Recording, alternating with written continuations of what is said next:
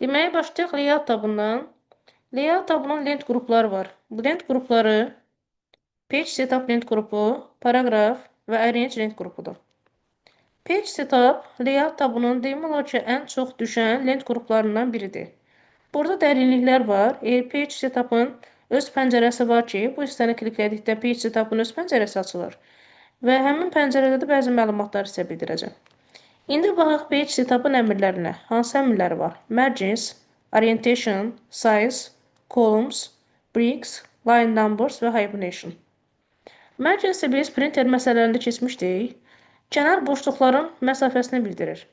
Məsələn, mən hər hansı bir PDF-ə daxil oluram, hər hansı bir sənədə daxil oluram və burada əgər biz layout tabına daxil olsaq görərik ki, Margins hissəsində A4 vərəqindən boşluqlara qədər məsafələr var. Normal qoysam, artıq sənədimizin bu boşluq hissəsinə bir dənə diqqət edin, biraz məsafə artır. Və yaxud da ki, moderate qoysam, biraz daha çox məsafələr artır. Onu istəyərəm, bu cür izah edim. Header, foodersız olan bir başlıqla sənəd açım ki, siz bunu daha rahat görəsiniz. Baxın, belə bir sənədimiz var. Kənar boşluqlardan simvollar arası məsafəyə baxsaq görərsiniz ki, bir xeyli məsafə var. Bu hissələr hamısı boşluqlardır. Daxil olacam layouta, marginsə, narrow klikləyəndə artıq məsafələr biraz daralmış oldu. Məsafələri burada göstərir. 1,27, 2,54 cm sağdan, soldan, yuxarıdan, aşağıdan məsafələr. Moderate vardır, wide var, məsafəsini bildirir. Yəni, kənar boşluqların məsafəsidir. Normal istifadə etdiyimiz hər zaman normaldır. Normal da 2,54 cm-dir, 1 düym qədərdir. Gəldim orientation. Orientation ya A4 vərəqi, ya albomdur. A4 vərəqi portrait adlanır, landscape də albom formasındadır. Size kağızın növünü bildirir. A3 kağızı var, A4 kağızı var, A5 var, B4, B5. Müxtəlif kağız növləri burada mövcuddur. Həmçinin kağızın ölçüləri də yazılıbdır. Gəldim Columns-a. Bəs Columns nə edir? Columns ekrandakı sənədi sütunlara bölür. Məsələn, Columns-a daxil olduqda 2-ni burada klikləsək, sənədimiz artıq bu formada 2 hissədən ibarət olur. Test hazırlayanlar bunu daha yaxşı bilərlər ki, test hazırlayanda hər zaman ortadan bir dənə də xətt olur. Xətt olur və test hazırlanır. Line between-i klikləsəniz, belə bir xətt yaranır ortada və siz testlərinizi bu şəkildə imtahan yerlərində, kurslarda verə bilirsiniz. Bir daha bildirdim, necə olur? Bu Columns ya 2 hissəyə ayırır mətnləri, ya 3 hissəyə ayırır və yaxud da ki, sola doğru yığır bütün mətni, sağa doğru yığır bütün mətni. İstədiyiniz formada verirsiniz. Amma arasına xətt qoymaq istəsəz, More Columns-a daxil olursunuz. More Columns-dan Line Between-i klikləyirsiniz. Line Between, yəni aralarında həmin o düz xəttin olduğunu bizim üçün göstərir. Demək ki, Columns nə oldu? Columns mətni sütunlara ayırır. Gəldim Bricks-a. Bricks hissəsində siz həm tək səhifədən, həm cüt səhifədən bir-birlərinə keçidi görə bilərsiniz. Even page. Even biz printer məsələlərində də öyrənmişdik ki, cüt səhifələr deməkdir, odda tək səhifələr deməkdir. Əgər siz birinci səhifədən üçüncü səhifəyə keçid etmək istəyirsinizsə, bu əmri klikləyirsiniz. Amma cüt səhifələr arasında keçid etmək istəyirsinizsə, Even page əmrini klikləyirsiniz bu Bricks-də. Salam, axşamınız xeyir. Salam, axşamınız xeyir. Gəldim indi line numbers. Line number sətirlərin nömrələnməsidir. Xüsusi vurğulayıram. Sətirlərin nömrələnməsi olur layout tabında. Bir də var abzasların nömrələnməsi. Abzasların nömrələnməsi isə olur home tabında. Bu abzasların nömrələnməsidir. Home tabında. Amma layout tabında olansa sətirlərin nömrələnməsidir. Bir də nömrələnməyə diqqət edin, zəhmət olmasa. Hər biri sətir nömrələyir. Mən yeni bir sətir əlavə etsəm, nömrələr. Nömrələr bu şəkildə nə edir? Artır. Hansı tabdadır layoutda? Bir daha bildirəm. Layout tabında sətir nömrələnməsidir. Amma home tabında yerləşən abzas nömrələnməsidir. Yəni, bunu xüsusi vurğuladım. Rekorda baxdıqda özünüz üçün qeyd edə bilərsiniz. Hyphenation. Hyphenation əmri hecalara ayırmaq üçün istifadə olunan bir əmrdir. Hətta əmrin özünə baxsanız belə görərsiniz ki, burada hecalara ayrılma var. Düzdür, bunu çox istəyərdim ki, indi əyani şəkildə sizə göstərim. Sadəcə göstərməyəcəm, çünki bu ingilis sözlərini ayırır. Daxil olduğum page setup'ın pəncərəsinə. Page setup'ın pəncərəsinə daxil olduqda bizi dialog pəncərəsi qarşılayır. Page setup 3 hissədən ibarətdir. Margins, paper layout. Nələrdir? Marginslər, boşluqlar, kağız və layout, düzən. 3 dənə belə bir əmri var. Marginslər bildik nədir? Marginslər kənar boşluqları bildirir. Burada orientation var. Orientation ya A4 vərəqidir, ya albom formasıdır. Bu preview hissəsi də ön baxışdır. Gəldim paper hissəsinə. Kağızlarla bağlıdır və ən çox düşənlərdə layoutlardır. Layout da düzən deməkdir. Burada bir dənə düşən sual var ki, siz çox yerdə görəcəksiniz. Header footerla bağlıdır. Header footer. Different, odd and even, different first page. Yadınıza saxlayın ki, dəş və cüt səhifənin kalan titullarla, həmçinin iç səhifəsinin kalan titullarının fərqlənməsi üçün istifadə olunan əmr yerləşir layout tabının page setup lent qrupunda.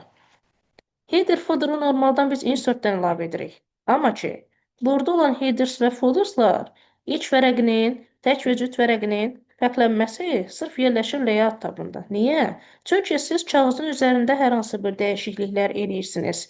Dəyişiklik varsa, o layout tabındadır, düzəndədir. Amma əlavə etmək varsa, o insert tabındadır.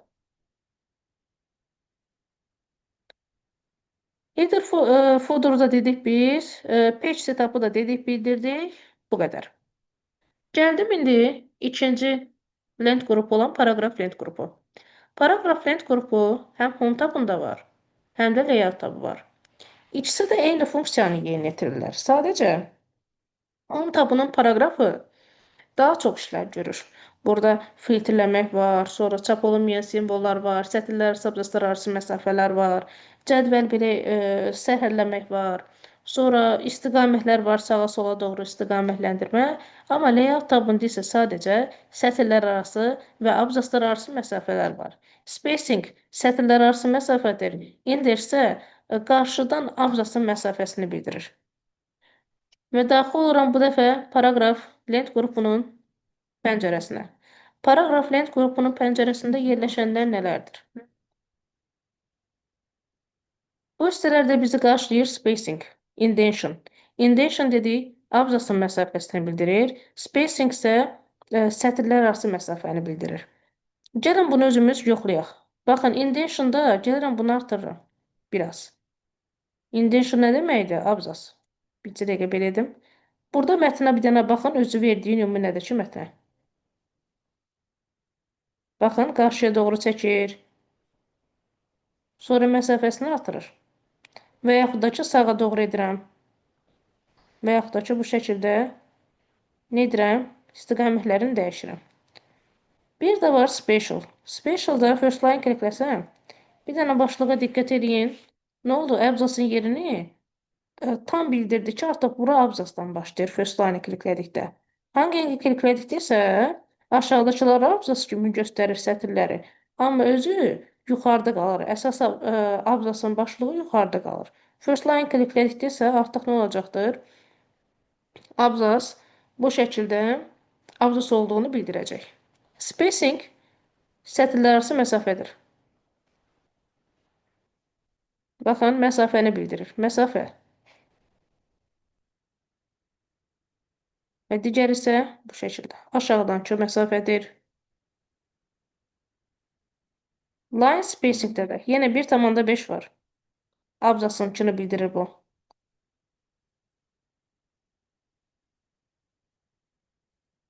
Bir tamamda 5'e qoysaq artıq buradakı məsafəni də görmək mümkündür.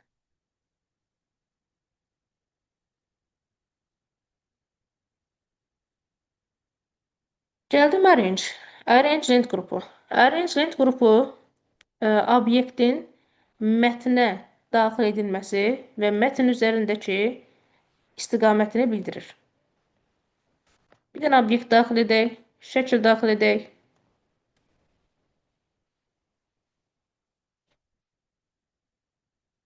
Və ya elə formalardan birini daxil edim. Ürək daxil edirəm. Bir dənə də üzərinə əlavə edirəm ildırım.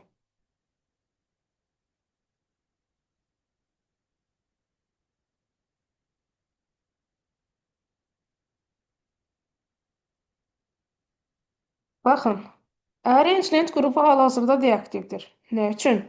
Çünki gərək mən obyektimi aktiv edəm. Obyektimin üzərinə gələn bir dəfə klikləyəm, avtomatik olaraq Arrange lent qrupunun əmrləri aktiv oldu.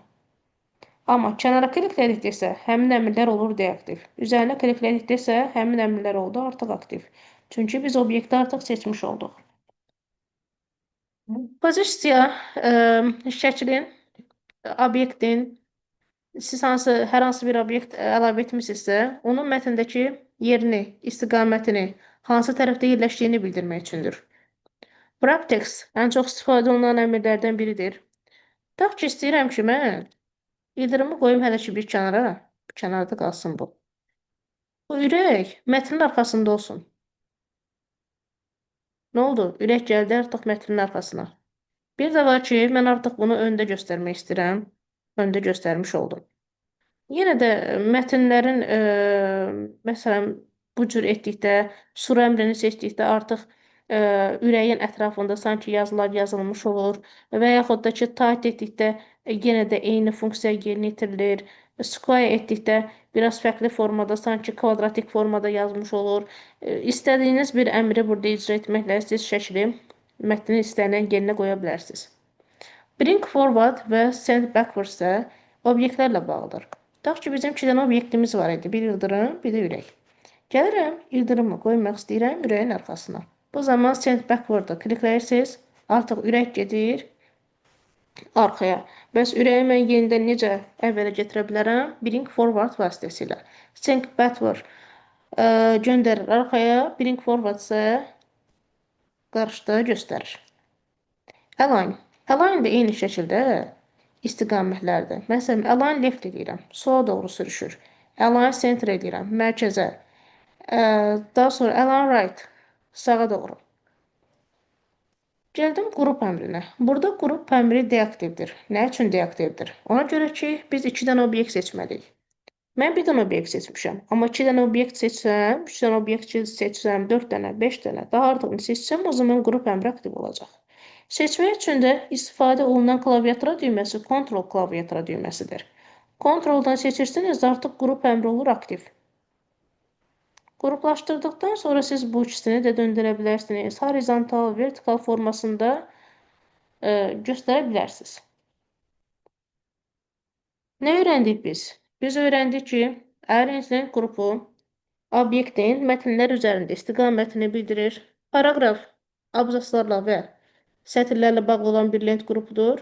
Page setupda da səhifə düzəni ilə bağlı olan bir lent qrupudur. Layout tabından hələ ki bu qədər. Gəldik reference tabına. Reference istinadlar deməkdir. Harada istinad sözünü gördünüz, bilin ki o reference aiddir. Referensdən biz mündərcəflər yerləşdirə bilərik. Sözə, şəkilə istinadlar verə bilərik. Statlar, bibliografiyalar yerləşdirə bilərik. Abreviaturalar yerləşdirə bilərik və s. Reference lent qrupunun, reference tabının lent qrupları Table of Contents, Footnotes, Research, Stat və Bibliografiya, Captions, Index, Table of Authories'dir. Baxaq indi bu əmrlərin funksiyalarına. Birinci dedik nə gəlir? Table of Contents. Table of Contents-də mündərcət yaradırlar.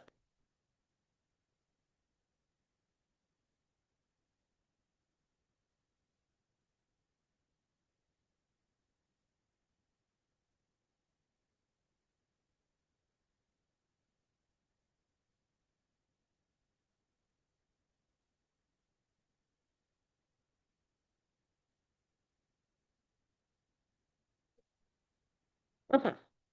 Buradan faylə daxil olaq. Yeni bir sənəd burada yenidən yaratdım. Tutaq ki, bu bizim bir, bu cür deyək, sənədimizdir. Və mən bunun mündərcətini yaratmaq istəyirəm. Necə edirəm? Hər zaman mündərcət yaradanda birinci siz ona başlıq verməlisiniz. Başlıq vermək üçün də Home tabından verilir. Home tabının Styles lent qrupunda heading verirsiniz bu şəkildə. Başlıq, bax heading. Başlıq verdikdən sonra artıq siz mündəricət yarada bilərsiniz. Və bizə ardıcıllıq da düşür ki, mündəricət necə yaradılır? Mündəricət yaratmaq üçün birinci söz seçilir. Söz seçiləndən sonra Home tabından heading verilir Styles listəsindən. Daxil olunur Reference tabına. Reference tabından Table of Content'i klikləyirsiniz. Burada istənilən bir şablon seçirsiniz. Mən tutaq ki, bu ikinci şablonu seçmək istəyirəm. Gerək bunun üçün kursoru sona verirəm ki, sonda mündəricəti yaradım. Ən sona qoyuram kursorumu. Və Table of Contents-i klikləyirəm. Bir dənə heading verirəm. Avtomatik olaraq nə olacaqdır? Mənim mündəricatım yaranacaq. Buradan da bu sözü silirəm. Yazılan mündəricat. İndi başqa bir başlıq əlavə etmək istəyirəm. O da gəlsin mündəricata düşsün. Daxil edirəm bu başlığı. Tutaq ki, driverlər. Gəldim. Home tabına heading verirəm. Və başlıq kimi bu burada qalsın bu söz.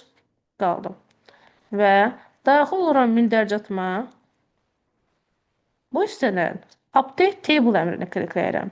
Bu zaman artıq anlayacaq ki, mən nəyi əlavə etmişəm? Driverlər. Və driverlərdə hansı səhifədə yerləşir? 3-cü səhifədə. Və ya mən driverlərdən əvvəl bir dənə söz əlavə etmək istəyirəm, bir dənə başlıq əlavə etmək istəyirəm. Diskretlik. Gəlirəm yenidən Home tabına daxil oluram, başlıq verirəm. Başlıq verdikdən sonra artıq yenidən mündərcat hissəmə daxil oluram. Update Table-ı klikləyirəm. Update Table. OK düyməsi artıq diskretlik sözü driverlərdən əvvəl gəldi. Səhifəsi əgər əvvəl gəlirsə, avtomatik özü Word-ün əvvələ ötürür. Yəni səhifəni ardıcıl nizamlayır, düzənləyir. Reference tabından yaratdıq bu mündəricatı. Burada add text var. Elə bizim verdiklərimizdir. Update Table-dakı öyrəndik nədir? Əgər sən mündəricat əlavə edirsənsə, cədvəlini yeniləsən, həmin mündəricatların nömrələrini burada görə bilərik. Gəldi footnote-a. Mütləq şəkildə ki, hər birimiz bundan məlumatlıyıq. Footnote nədir? Sözün üzərinə nömrəsini yazır və aşağıda gəlir izahını yazır. Keçən dərsə sizlərdən biri deyəsən demişdi bu barədə. Elə xatırlayıram. Sözün üzərinə nömrə yazır, aşağıda gəlir izahını yazır. Qeyd edirəm. Bir söz seçirəm, PowerPoint və gəlirəm üzərinə nömrə qeyd edirəm. Insert footnote. Qeyd etdim. Avtomatik olaraq burada PowerPoint üzərinə bir yazır. Deyə gəl aşağıdan izahatını yaz. Yazıram, təqdimat proqramıdır.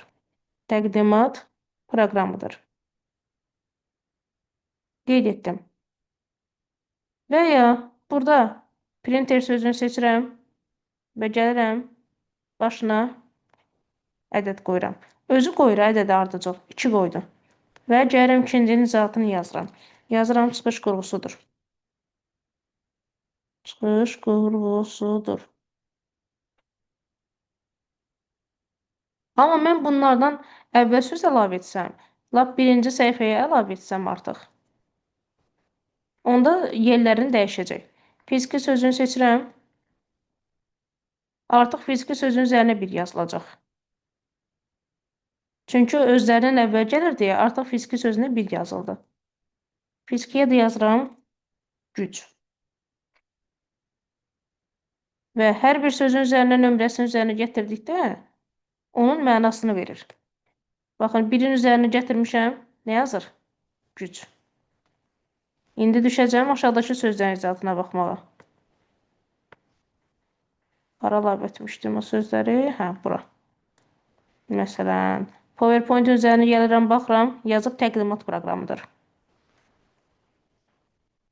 Printer üzərinə basıram, yazıb çıxış qurğusudur. Footnote oldu bu. Çox adam footnote-dan footer qarışdırır. Baxın, footer ayrı anlayışdır, column title deməkdir. Amma footnotes reference-dədir. Footnote, yəni footnote ingiliscə Azərbaycan dilində tərcümədə ayağa not yazmaq deməkdir. Footnote. Yəni aşağı səhifədən izahatını yazır. Footnote səhifənin sonunadır. Amma burada yerləşən endnote isə sənədin sonunadır. Excel sözünü seçirəm və gəlirəm insert endnote. Insert endnote ən sonuncu artıq səhifəyə əlavə edir sözün izahını. Baxın, ən sonuncu sənədin sonuna əlavə edir sözün izahını. Səhifənin sonuna əlavə edən footnote-dur, elə həmin səhifənin sonuna əlavə edir. Hansı söz harda yerləşirsə, həmin səhifənin sonundadır. Amma bir də var ki, sənədin sonunda, o da endnote-dur. Burada yerləşən əmrlərimiz var. Footnote, next footnote, yəni həmin o əlavə edilən sözlərin izahlarının birindən digərinə keçməkdir. Show notes da ki, bu notları göstərir. Search hissəsində axtarışdır. Bu axtarış Bing axtarış sistemi vasitəsilə işləyir. Amma mən burada qeydiyyatdan keçməmişəm deyə açılmayacaq. Açılmır. Gəldik insert station. Statların verilməsi üçündür. Ədəbiyyat kitablarında daha çox olur. Lap səhifənin sonunda və ya əvvəlində hansı mənbələrdən istinad götürülübsə, neçənci illərdə kim tərəfindən yaradılıb istinadlar götürülübsə, hamısı statlar şəklində verilir və biblioqrafiyalar şəklində verilir. Gəlin bunu da özümüz əlavə edək. Insert station-a daxil oluram. Add new source. Yeni bir mənbə daxil edirəm. Görək dərsdə kimlər var ümumən. Dərsdə bir dənə oğlan var. Qoy elə həmin oğlana daxil edək. Vüsal. Başlıq qoyuram. Vüsal, soyadın nədir Vüsal? Həsənov. Həsənov. Vüsal Həsənov. İl də yazaq 2005. City, Baku və publisher də olsun Qarayev. Qarayev. Kursor dayandığı yerə, kursor harda görək dayanıbdır? Kursoru itirdik. Kursor dayandığı yerə stat əlavə edir.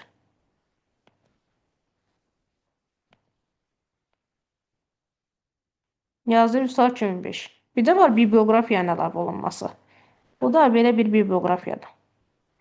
Vüsal 2005 Həsənov, Baku Qarayev. İstinadlar verilməsi üçündür. Bunu biz ədəbiyyat kitablarının sonlarında daha çox görürük. Sonra captions. Captionslar şəkillərə verilən istinadlardır. Bəzən şəkillərin altına yazırlar ki, şəkil bax 13-ə. Baxa kliklədikdə Word sənədində düz şəkil 13-ün üzərinə keçid etmiş olur. Bunun dərinliyinə qədər deməyəcəm. Niyə görə? Çünki suallarımızda bunun bu qədər dərinliyi istənilmir. Sadəcə bilin ki, insert caption şəkillərə verilən istinadlardır. Baxın, elə burada şəkil də var. Şəkillərə verilən istinadlardır. Növbəti indeksdən table authorious əmrləri isə belədir. Deməli, siz abreviaturalar əlavə edirsiniz. Abreviaturalar dediyimiz sözlərin uzun versiyasının qısaldılmış versiyasıdır. Azərbaycan Dövlət Pedaqoji Universiteti. Onun qısaldılmışı ATFUdur. Bakı Dövlət Universiteti. Qısaldılmışı BUDUdur. Mark Entry və Mark Station vasitəsilə biz həmin artıq abreviaturaları əlavə edə bilirik. Bunların da dərinliyi düşmür. Sadəcə mənasını bilsəniz kifayət edəcəkdir. Reference tabından bu qədər. Gəlirəm indi isə mailing tabı düşmür deyə mailing tabını keçmirik review tabına. Review tabı maraqlı tablardan biridir. Asan tabdır, çətinliyi yoxdur. Eyni şəkildə view tabı da asan tablardan biridir. Biraz qarışıq olanlar Home-da, Insert-də xırdaçılıqlar var, Layout tabında xırdaçılıqlar var. Digərləri isə rahatdır. Review tabı. Review tabının lent qrupları Proofing, Speech, Accessibility, Language, Comments, Tracking, Changes, Compare, Protector. Axırdakıları özüm əlavə etmişəm deyə sizə lazım deyil. Bu mənim kompüterimdədir. Sizlərdə isə bu ikisi yoxdur. Protectə qədərdir sizdə. Birinci lent qrupu Proofingdir. Proofing lent qrupunda belə deyək, biz nələri görürük? Sözlərin leksik və qrammatik səhvlərinin göstərilib düzəldilməsi. İngiliscə bir ifadə yazacağam. Əgər ingiliscə yaxşı bilirsinizsə, biləcəksiniz ki, nə yazmışam. Yazıram ki, she are beautiful. Sizcə mən burada nəyi səhv yazmışam? İz yazmalıydınız A'nın yerinə. Başqa? Evet. She's E'ni Beautiful. götürməliydiniz. Bir də beautiful səhvdir. Beautiful. Sözdə də səhv var. Bəli, Söz bəli, hərf səhv. Bir də article olmamalıdır. bəli. Enter düyməsini klikləyəcəm. Qrammatik səhvin altından göyxəttlər çəkdi. Amma orfoqrafik səhvin altından isə qırmızı dalğalı xəttlər çəkdi. Niyə? Deyir ki, bu sözün səhvdir. Bundakı qrammatik səhvi var. Bəs biz bunları hardan düzəldərik? Biz bunları spelling and grammardan düzəldərik. Spelling and grammarın klaviatura düyməsi F7 klaviatura düyməsidir. Gələni icra edək. Beautiful sözün üzərinə gəlirəm və spelling and grammar klikləyirəm. Bu zaman bizə versiyasını verir. Deyir ki, bu söz əslində beautiful olmalıdır. Beautiful sözün üzərinə klikləyirəm. Sonra mənə deyir ki, gəl arın əvəzinə iz yaz. İzin üzərinə klikləyirəm. Sonra bunların da altından qırmızı xəttlər çəkilib deyə toxunmuram. Çünki toxunsam gərək bir-bir gedim. Çoxunun altından qırmızı xəttlər çəkib. Hər nəysə, deməli bizim sözümüz düzəlmiş oldu. Oldu she is beautiful. Artıq proofingdən çıxıram. Hardan düzəltdik? Spelling and grammardan. Biz onu bildik ki, qrammatik səhvin altından göy, amma orfoqrafik, yəni leksik səhvin altından isə qırmızı xəttlər çəkdi. Gəldim növbəti əmrimiz Thesaurus. Thesaurusun klaviatura düyməsi Shift F7 düyməsidir. Bu isə sözlərin sinonimini tapır. Beautiful sözünü seçirəm və Thesaurusu klikləyirəm. Bu zaman pəncərəmiz açılır. Sağ pəncərədə yazıbdır. Sözlərin mənaları. Lovely, attractive, good, looking, daha doğrusu sinonimləri. Beautiful sözünün sinonimləri bu sözlərdir. Bir iki dənə də antonim atır arasına. Ugly antonimdir. Bu sözlər məsələn ən sonunda attractive antonimdir. Thesaurusun mənasını bilək. Thesaurus oldu nə? Sözlərin sinonimini göstərmək üçün. Gəldim word count. Word count hissəsində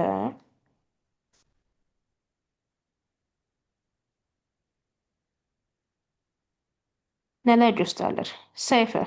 Sənədin səhifələrinin sayı 10 dənədir. Sözlərin sayı 862 dənədir.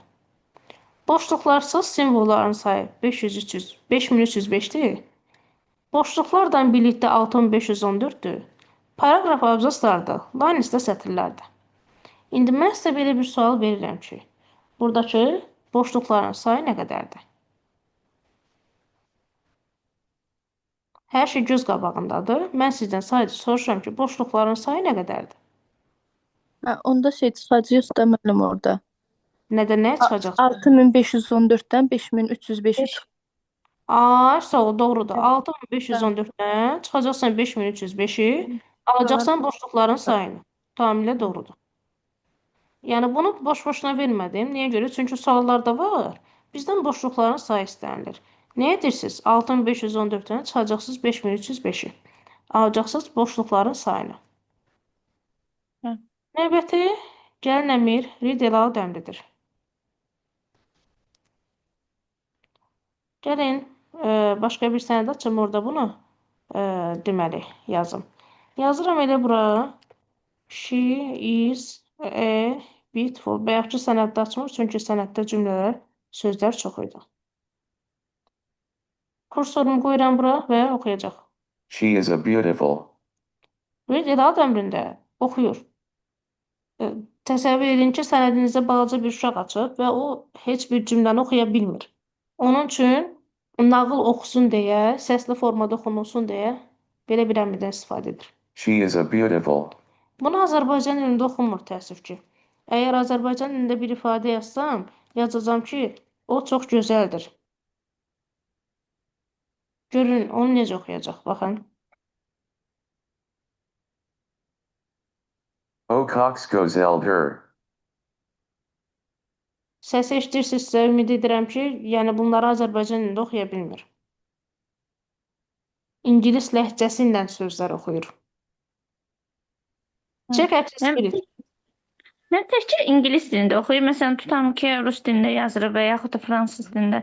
Yəni onu oxuyacaq da yəqin ki. Fransız dilində ola bilər oxusun, rus dilində də oxusun. Çünki Azərbaycan dilini bu anlamır. Hə, başa düşdüm. Check accessibility. Görmə məhdudiyyəti olan şəxslər, fiziki məhdudiyyəti olan şəxslər üçün istifadə olunan bir əməldir. Növbətə gəldi translate language. Translate language tərcümə və lüğət üçün istifadə olunur. Burada language kompüterin dilində buradan dəyişirlər. Necə ki, kompüterimiz Azərbaycan dilindədir, rus dilindədir, ingilis dilindədir. Buradan dəyişirlər. Həmçinin fayl tabının options əmrindən dəyişmək olur.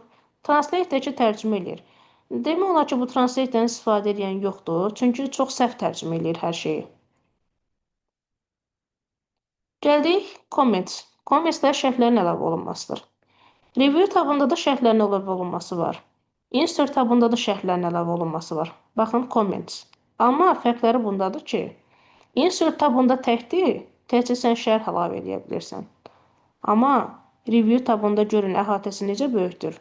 Həm delete edə bilir şərhi, həm previews, next, show comments, in comment, pen, eraser, ətrafı böyükdür reviewda. Amma ki, insert tabında isə ətrafı nədir? Kiçikdir. Demək olar ki, yoxdur, özü təkdir, özü tək tənha qalıb.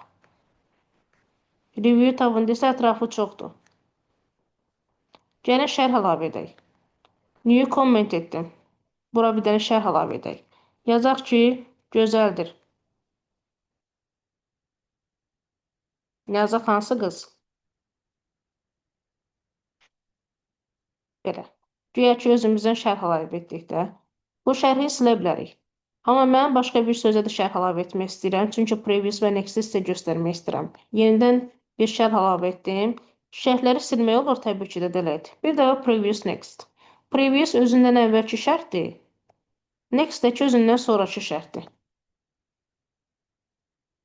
Show kommentlər göstərir. Açıq aydındır bu.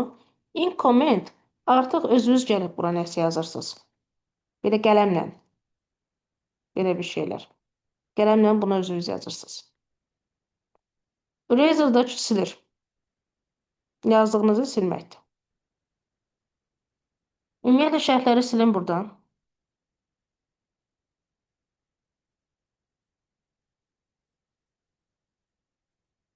Elə. Digər lent qruplarımız tracking və changes lent qruplardır. Buna əyani şəkildə göstərmək qeyri-mümkündür. Niyə? Ona görə ki, gərək sənədim başqasında da olsun. Bunun mən sizə məğzini deyim nə üçün istifadə olunur. Deməli, tracking izləmək deməkdir. Changes dəyişikliklər deməkdir. Həmçinin changes'in daxilində accept əmri var. Tutaq ki, mən buradan sənədimi atmışam Rüfaniyə və Rüfani mənim sənədimin üzərində bəzi dəyişikliklər eləyir. Amma mən bu dəyişiklikləri görmək istəyirəm. İzləmək istəyirəm. Görmək və izləmək istəyirəmsə, gərək mən burada track əmrini icra edəyəm, aktiv edəm. Əgər Rüfani mənim göndərdiyim sənədin üzərində dəyişikliklər edirsə, mən həmin dəyişiklikləri qəbul etmək istəyirəmsə, bu zaman accept əmrini klikləyirəm. Accept qəbul etmək deməkdir. Yəni, edilən dəyişiklikləri qəbul edirəm. Və yaxud da ki, rədd edirəm. Burada reject əmri də var. Tracking izləməkdir. Sənədini izləyirsən ki, görən Rüfani mənim sənədimin üzərində hansı dəyişikliklər edib. Bəlkə lazımı bir sənəddir, lazımı sənədin üzərində elə bir dəyişikliklər edib ki, mən iflas olacam.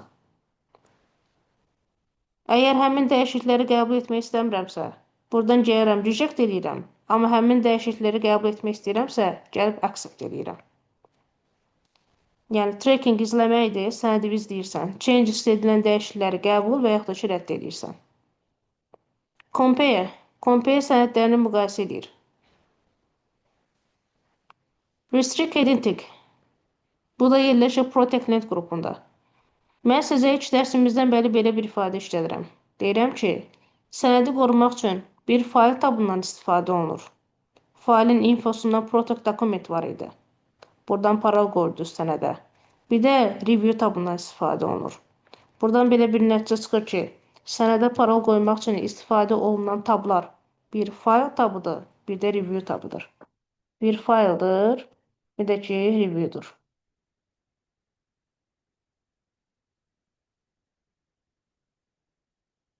File review. Nədir? Protect yazıram. Yəni, sənədi qorumaq üçün istifadə olunan tablardır. File və review tabları. Gəlin review tabındakı Restrict Editing əmrini klikləyək. Biz bu zaman sənədimizin həm formatlanmasında, həm də məzmununa parol qoyuruq. Formatting Restriction. Bu deməkdir ki, sənədin bütün formatına sən parol qoyursan. Editingdə sənədin məzmununa, redaktör olunmasına parol qoyursan. Gəlirəm parolumu qoydum. İndi görün nə baş verəcək burada. OK düyməsi. Bütün əmrlərim hamısı deaktiv olur. Sən heç nə edə bilmirsən sənəd üzərində. Yazı yazmaq istəyirsən, yaza bilmirsən. Nəsə əlavə etmək istəyirsən, əlavə edə bilmirsən. Əmrlərin bax, hamısı deaktivdir. Nəyə görə deaktivdir? Sən heç nə edə bilmirsən bu sənəd üzərində. Seçmək Mən istəyirsən. kopya da eləmək olmur. Necə? Kopya Yəni- da eləmək olmur da. Yəni kopyalayırsan, gərək o Hə. görə yapışacaq. Heç o da yapışmır. Görsən, heç yerə yapışdıra da bilmirsən. Mənim iş yoldaşım götürüb parol qoymuşdu da. Yəqin Aha. ki, orada o nəyisə işarə eləməyib. Mən orada düzəliş eləmək istəyəndə düzəliş olmadı da. Amma kopya elədim, başqa bir fayl Word sənədinə atdım. Orada yəni düzəliş eləyə bildim. Sadəcə Hə. olaraq bir dənə yəqin nəsə orada o komandan vurmayıb ki, mən onu kopya eləyə bilmişəm. Yoxsa ki, o məsələn siz elədiyinizdə olmur. Hə, bax mən elədiyimdə yapışdıra bilmirəm. Sadəcə kopyalayıram sənədi, amma yapışdıra bilmirəm heç yerə. Çünki mən sənədin hər bir şeyinə parol qoymuşam. Hər şeyinə parol qoymuşam. Sənədin formatlanmasına da, məzmunun dəyişdirilməsinə də. Bəs mən bunu necə bərpa eləyə bilərəm? Aşağıda Stop Protection var. Stop Protection əmrini klikləyəkdə, sizə deyir parolu yenidən yığ. Parolumu yığıram və OK düyməsini klikləyirəm. Artıq əmrlərim aktiv oldu. Artıq mən bura nəsə yaza bilirəm.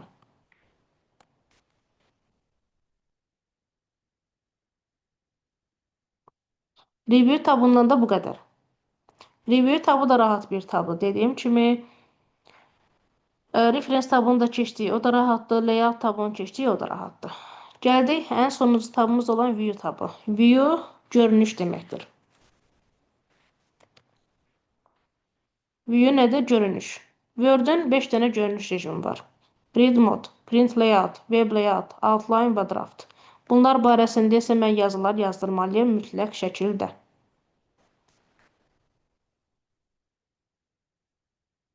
Görünüş rejimləri oldu 5 dənə. Görünüş rejimləri.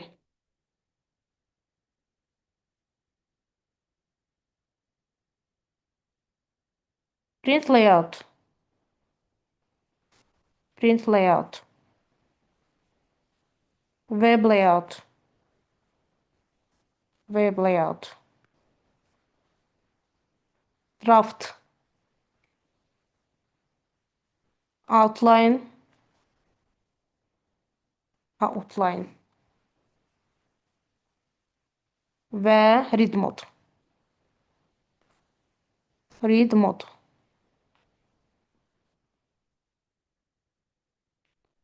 Demək, görünüş rejimləri nələr oldu? Print layout, web layout, draft, outline və read mode. Bunlardan yalnız axırı t ilə bitənlərdə. Axırı t ilə bitənlərdə. T, t, t. T ilə bitənlərdə ruler olur. Ruler xəttkeş deməkdir. Xəttkeş. Amma axırı 2 dənə t ilə bitənlərdə, yəni print layout, web layout, bunda həm şaquli, həm də üfüqi xəttkeş var.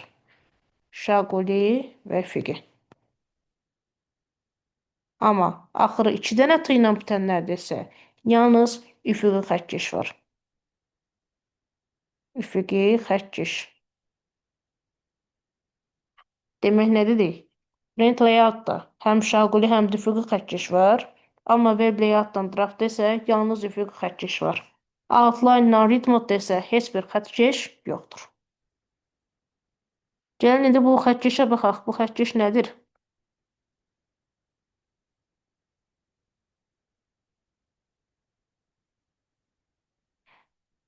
Bu xəttkeş baxın budur. Ruler. Həm şaquli, həm də üfüqi xəttkeş var. Bu şəkildə gəldiyim istiqamətinə bax, xəttkeşləri nə edirəm? Dəyişirəm. Ay Xəttkeş müəllim, bayaq testdə bir dənə sual var idi. Deyir Word-də xəttkeş yoxdur. File dedi, yoxsa sayalaq Word-də dedi açanda. read modda, bir də outline-da xəttkeş yoxdur görünüş rejimi olaraq. Read modda. Read mod, bir də ki outline. O görünüş Hı -hı. rejimlərində xəttkeş yoxdur. Hə. File rejimində var. File kimi açanda. Sənədi fayl kimi yox, oxuma rejimində yəqin nəzərdə tutursunuz. Oxuma rejimində açanda, baxın bu rejim deməkdir. Onda xəttkeş olmur. Hə, bir Yəqin də oydu, oxuma sual rejimi oydu. yazıbdı. Hə, oxuma rejimi yazıbdı. Oxuma rejimində xəttkeş olmur. Çünki axırı T ilə bitmir. Axırı T ilə bitənlər print layout, web layout, outline və üzr istəyirəm, draft, web layout və print layoutdur. Yalnız 3 dənəsində xəttkeş var. Amma print layoutda həm şaquli, həm də üfüqi xəttkeş var. Burada xəttkeşlərin özəlliyi var. Məsələn, baxın, bu xəttkeşin aşağısına yazanda yazılı left indent. Ortasına gətirəndə olur hanging indent. Yuxarısına da gətirəndə olur first line indent. Bu da xəttkeşin özəllikləridir və Firuzə qrupa yazmısan, bir də mesajı gördüm. Demək, nə dedik? Hə, gördüm Firuzə, narahat olma.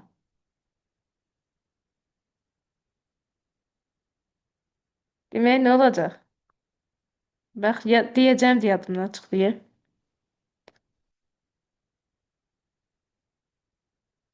Müəllim, mən də əlimdə sayı elə bildim. Firuzə Danışma məni siz gördü. oldu, Firuzə xanımın boğazı qurudu.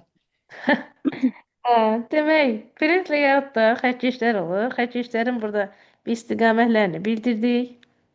Bu şəkildə sən istəsən hara istəsən gətirə bilərsən və eyni şəkildə üfüqi xəttkeşdə, şaquli xəttkeşdə də bir üzərində işləyə bilərsiniz. Növbəti gəlir read mod. Read mod oxuma rejimidir. Oxuma rejimində biz sənədi print eləyə bilərik. Sənədi başqa adla yadda saxlaya bilərik. Sənədi kiməsə göndərə bilərik. Amma ki, sənəd üzərində edilən dəyişiklikləri həmin faylda yadda saxlaya bilmərik. Sənəd üzərində dəyişiklik edə bilmərik. Dəyişikliklər yalnız necə bir dəyişikliklər ola bilər? Gələrsən, kağızın rəngini dəyişərsən. Belə dəyişikliklər nəzərdə tutur.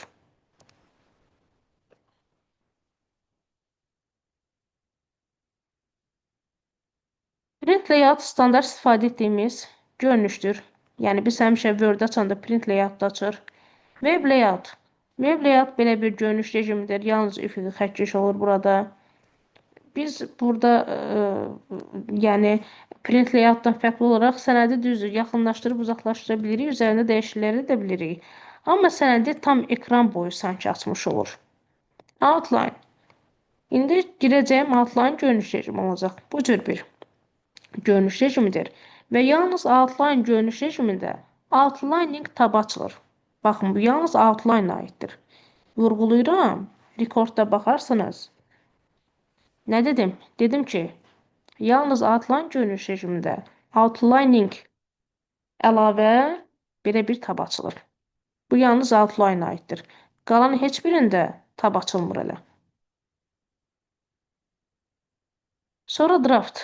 Draftda da ki, bir dənə xəttkeş olur. O da üfüqi xəttkeş yuxarıdadır. Gəldik immersive hissəsinə. Immersive, bayaqları biz oxuduq ha. Burada read aloud-dan ingilisində olan kişi oxudu ya, səsi gəlirdi. Baxın, həmin əmrləri aktiv edir. Gəldim vertical-dan to side. Vertical yuxarıdan aşağıya doğru sürükləyir.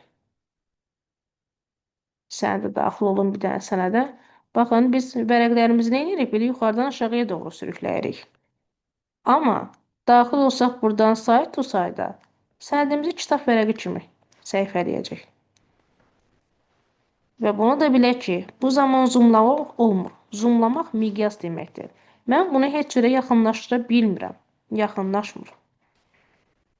Baxın, nə qədər yaxınlaşdırmaq istəyirəm ekrana, yaxınlaşmır. Amma vertical desə, sən yaxınlaşdıra bilərsən.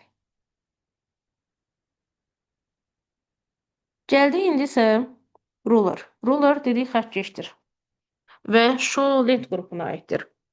Növbəti Grand Lines. Grand Lines tor xəttləri deməkdir. Məsələn, gəlirəm, belə tor xəttlərini vermiş oluram. Tor xəttləri sanki riyaziyyat dəftərinə çevrilir. Növbəti gəldi Navigation Pane. Navigation Pane navigasiya panelidir. Biz buradan sözləri həm axtara, həm başlıqları axtara bilərik, həm nəticələrini görə bilərik. Necə ki, Home tabından biz hər hansı bir sözü axtarırdıq Find əmrindən. Eyni navigasiya paneli açılırdı. View tabında da Navigation Pane'də həmin navigasiya paneli açılmış olur. Gəldim Zoom-a. Zoom miqyas deməkdir. Miqyas. Word-də ən kiçik miqyas 10-dur, ən yüksəyi isə 500-dür. Bu belə. Bu hissələrdə gəlin baxaq görək nələrdir bəs bunlar. One page var, bir səhifədə multiple page var, page width var. Belə biraz enli göstərir. Sonra gəldim window, pəncərələr hissəsinə. Burada new window, arrange all və split var. New window sizin olduğunuz sənədi, siz olduğunuz sənədi ayrı bir pəncərədə açır. Baxın, hal-hazırda mənim aşağıda 3 dənə sənədim var, düzdür? Gəlib new window-nu klikləsəm, cari sənədi yeni bir pəncərədə açacaq. Bu mənim cari sənədimdir. Yeni bir pəncərədə açır. Aşağıda olacaq 4 dənə sənəd. Eyni sənəddə, baxın, kopyası kimi yaradır. Yenidən view-ya daxil oluram, new window-nu klikləyirəm. Yenə də eyni sənəd açdı, aşağıda olduğu 5 dənə sənəd. Diqqət edin, sənədlərin hamısı eynidir. Sadəcə sənədi yeni bir pəncərədə açmış olur. Baxın, bu sənədlərin hamısı eynidir. Sanki yeni bir pəncərə kimi, yeni bir sənəd kimi açır sənədi. Arrange all. Arrange all taskbarda tapşırıqlar paneli. Bu aşağı tapşırıqlar paneli adlanır. Tapşırıqlar panelində olan bütün Word sənədlərini pilləvari şəkildə düzür. Baxın, Arrange all klikləyəcəm. Belə bir ekran görüntüsü mənə gəlmiş oldu. Bir də edirəm. Baxın, Arrange all klikləyirəm. Ekranda Word sənədlərini biz belə bir şəkildə görmüş oluruq. Gəldim split. Split cari səhifəni 2 hissəyə ayırır. Bu mənim sənədimdir və split'i klikləyəcəm. 2 hissəyə ayırmış olacaq. Yuxarıda eyni sənəddir, aşağıda da eyni sənəddir. Bəs bunun məğzi nədir? Sən yuxarıda nə edirsənsə aşağıda da görsənir və yaxud da ki, aşağıda nə edirsənsə yuxarıda da görsənir. Məğzi budur ki, sən yuxarını istəyirsən görəsən, amma aşağıda dəyişikliklər eləyəsən. Yuxarı qalsın, aşağıda hər hansı bir dəyişiklik eləyəsən, yuxarıdakını da hələ görmək istəyirsən də gözün qabağında olsun. Hər hansı bir aşağıda dəyişiklik etsən, təbii ki də bu aşağıda da dəyişiləcək. Gəlirəm indi. Yuxarıda baxıram 12-ci sualıma. Görüm yazdıqlarım orada görsənibdir, bəli. Mən orada nə yazsam və yaxud da ki, bu yuxarıda nə yazsam, eyni cür olacaq. Sadəcə sənədləri istəyirsən ki, gözünün qabağında olsun.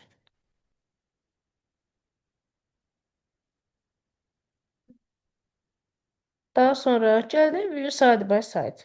Sənədləri belə yan-bayan göstərir. View side by side. Sonra bu yuxarıdan aşağı doğru eləmək üçündür növbəti scrolling. Reset window position əvvəlki vəziyyətinə qaytarır, lazım deyil. Switch Windows. Switch Windows'da yenidən taskbarında, tapşırıqlar panelində olan Word sənədlərini kilit üçün istifadə edirlər. Məsələn, mən dokument 2-yə daxil olmaq istəyirəm. Kliklədim. Dokument 2-ni mənim üçün ekrana gətirdi. View hissəsinə daxil oluram. İnformatika üzrə magistr 21 aprel və həmin sənədə daxil olmuş olur. Baxın, yuxarı hissəsində nə qədər belə suallar var. Yaxşı, bu view hissəsində bu switch windows Taskbarda olan Word sənədlərində birindən digərinə keçmək üçündür. Növbəti gəldi makros. Makroslar tez-tez istifadə olunan əməliyyatların bir yerə yığılmasıdır. Və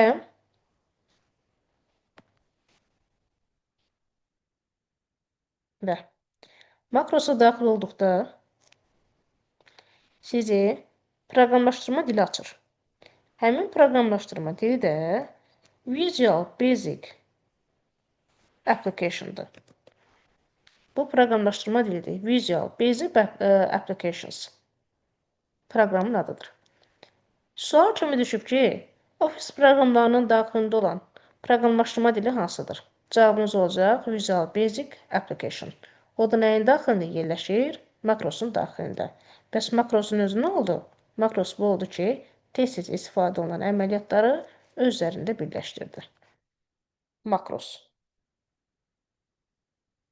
Tez-tez istifadə olunan əməliyyatlar yazıram. Tez-tez istifadə olunan əməliyyatlar.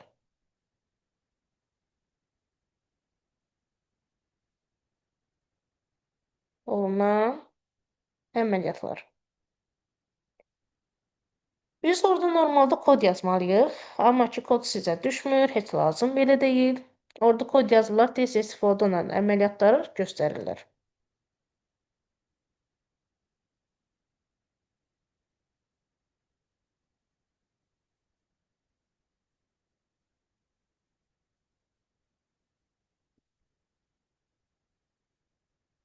Bu belə.